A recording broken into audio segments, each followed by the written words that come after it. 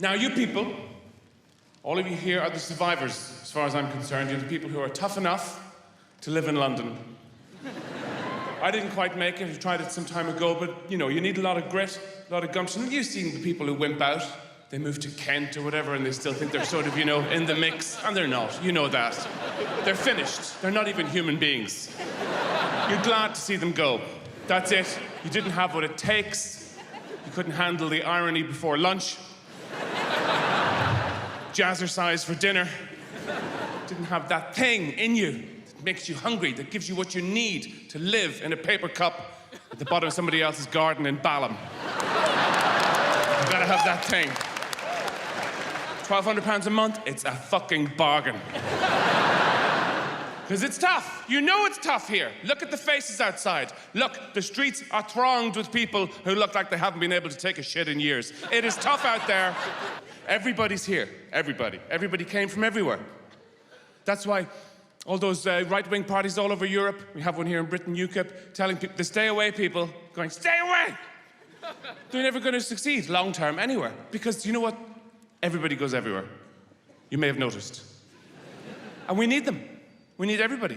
You need all the people who come here. You need all the people from the East, clever, ingenious people from Eastern Europe who came over. A lot of suspicion at first. These are ingenious people. Look at what they did after the Second World War, after 1989. These people didn't have a whole lot in a lot of these countries. Their inheritance was, you know, half a cabbage, a rusty spoon, and a cow with a cough. So they had to think and make it work, and they did. And now they're here, and people were suspicious for superficial reasons. You know, just because their names look like Wi-Fi codes. It's a name. What does it matter? Does it matter?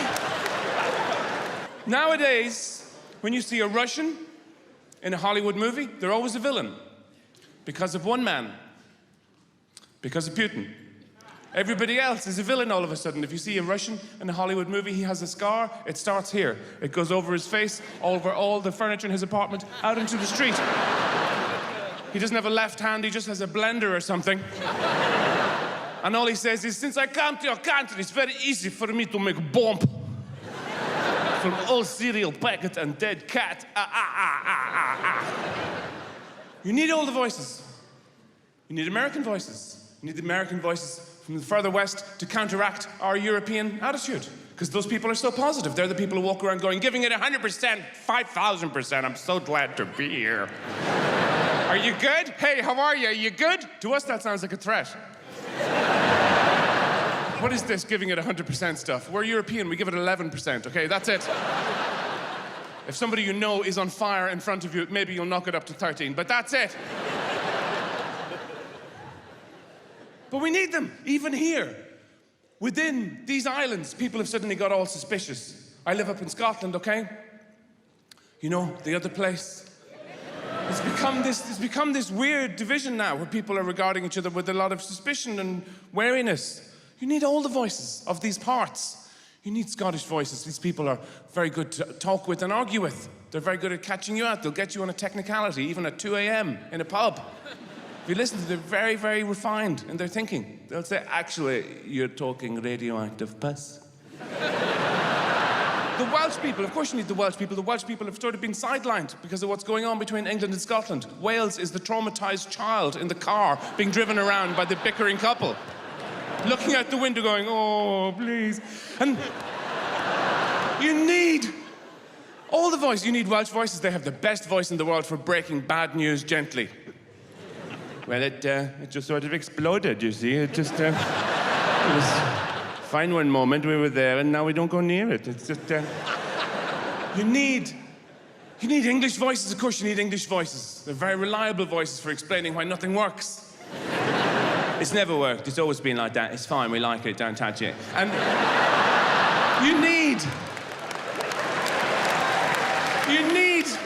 you need voices from the Republic of Ireland, of course, because they have the best excuses in the world. The most carefully crafted excuses that ever existed. People say, oh, well, now, we would have had it, but my brother gets wet very easily. You need voices from Ulster, because I wasn't actually doing this thinking everybody would be here, but you are, that's okay. You need that. That's a really amazing voice from there, because that just sounds like a brain talking to itself. You don't know what's going to come out next. It's like a Van Morrison song. I just was there alone with my grapefruit, you know, so I put it on a piece of wood. I like it in a box. I go synchronized swimming by myself, you know, it saves on the cost. I haven't slept in 17 years. And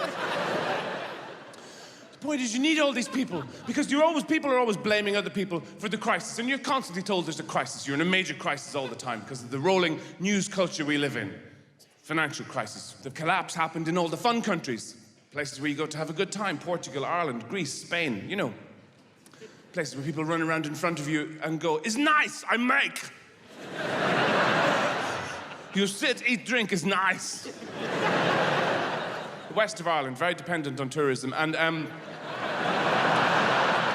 the thing is, you know, the crises come and go, and you blame this person or that group of people, but the ultimate crisis never changes. It's always the same, you know? And that's that we're all gonna die. We're all gonna die. All of us. Yeah, I'm sorry, that's a spoiler, but we are. We're all gonna die. And people hate it when you say it out loud. Most of the time, they hate it. Especially if you're having sex.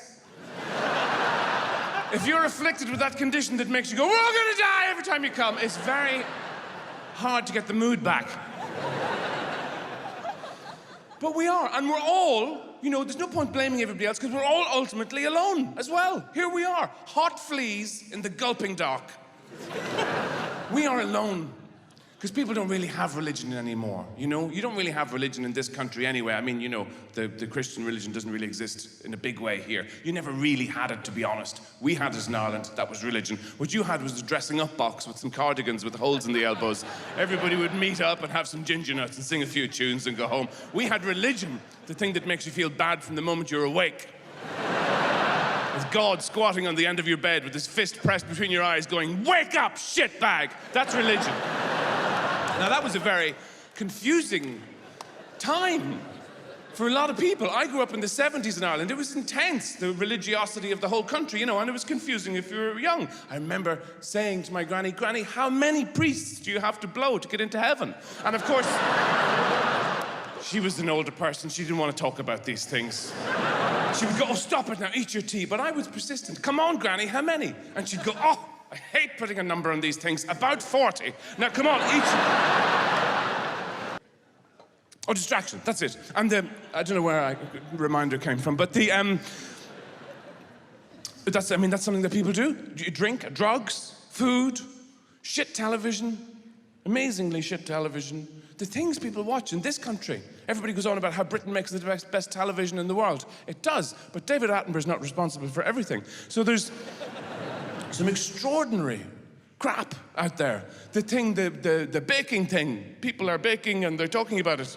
Bake up. That thing. Cake is a beautiful thing. Why fuck it up by talking about it? The whole point of cake is to shut people up. You've got a cake, it's a semi-religious moment. You don't ruin it by standing there and going, "I did cream and sugar and..." Shut up and eat it! What's the other one? You must dance. Dance with the old man. Get in and dance with the corpse. That one. What genius came up with this? And people are watching this. What's wrong with them? I mean, look at the austerity, the cutbacks, the schools, the funding for hospitals and all that stuff. If you want to cut stuff back, shut that shit down. If you absolutely have to watch something that stupid, wait. If you have to see something, if you need to zone out of your own life so badly, save the money. Just draw some smiley faces on cocktail sausages, cram them into Christmas decorations, and rattle them on a tray. People will watch anything. I travel around in these hotels, turning on the telly, looking for local news, and Jeremy Kyle comes on. Who's watching this horrible man?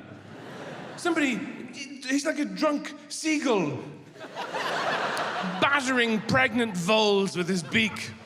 "You did, didn't you? You fucked him, didn't you? You did." He should be strapped to the front of a fast car and driven into a big hole. But wait, no, stop with the, hang on, just, sorry, wait. The whole clapping thing is great for you. I know you're there, okay? I know. If you're annoying me now. Just, if you're enjoying it, just give each other a hug, okay? I don't... Because I talk quickly. I forget. If you clap, I'll forget stuff. Okay, and the laughing also, you take that down a bit. People will watch anything. Twilight. Pale teenagers sucking the lifeblood out of everybody around them. Where is the escapism in this? Anything. Game of Thrones, which has been running for 35 years by my calculation. I can't look at that. I can't watch the little hunchbacked man put on the amulets and the thongs and the swords and the helmet and the pelmet and the cloak and the daggers and the necklace of dead crows' arseholes just to crawl up the hill and go, the boats are coming. Oh, please, do something with your life. People engage with this stuff because it's easier than talking to the people they live with. You know, it's not so intense. If you were House of Cards or whatever, Francis Underwood isn't going to turn around to you and go, why did you eat all the ham in the fridge, you fat fuck?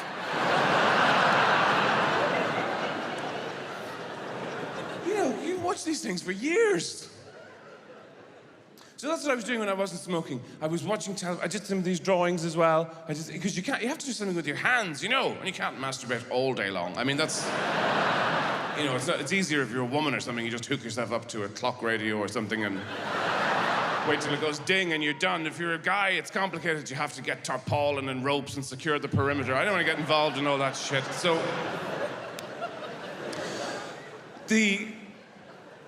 but mainly what I was doing was I was watching a lot of television. And I realized, you know, that you sort of absorb voices from around the world anyway. You know, that's why the people who are trying to keep people out of countries are really not going to succeed long term, because not only is everybody everywhere, you're globalized. They're in your head. All these voices, little cartoon representations of all the cultures in the world. I realized this because I did one of these drawings one day, and I thought I was quite pleased with one of them, and I found out I have an African-American man inside me. I didn't know this, but I do, because I did one of the drawings, and before I knew this or thought it, I heard myself say, "That pretty." Now, I didn't know that was going to happen, but the point is, you're in there. All the people are in there. You have a crew in there. When I was eating in the house, I was eating all the time. All the time. And I knew this. It was sort of building up. I began eating on a sort of pretty much semi-professional basis. I would wake up. It was like I was being sponsored by rival teams of scientists trying to see, was it possible to eat with your left and right hands all day and night? And it is. It's a question of focus. You have to commit. I was walking around putting things in my mouth because it's comforting. I mean, babies know this. They come out, they look around, they see it's a stressful world, they go, and they go to the breast and they stay there. They don't take calls or meetings or anything. They just go, I don't want to hear about it, num, num, num, num, num, num, num. This is all I don't like, num, num, num, num. I understand this, the rest of it I'm not so sure. We should have a giant tit on the wall of every office in the country. If you get stressed out, you can just zip your desk over there, your whole chair and desk, and go, I hate Peter, num, num, num, num, num, num. The fucking printer's out of ink again, for fuck's sake, num, num, num. It calms you down. Putting things in your mouth calms you down. Most of the great times in your life were about putting things in your mouth. A lot of the time. You know, it goes through all your life, not just food, but drinks and alcoholic drinks and cigarettes and body parts of people you admire, sometimes all at the same time. Some mashed potato, a vodka martini, hey, you busy? You know.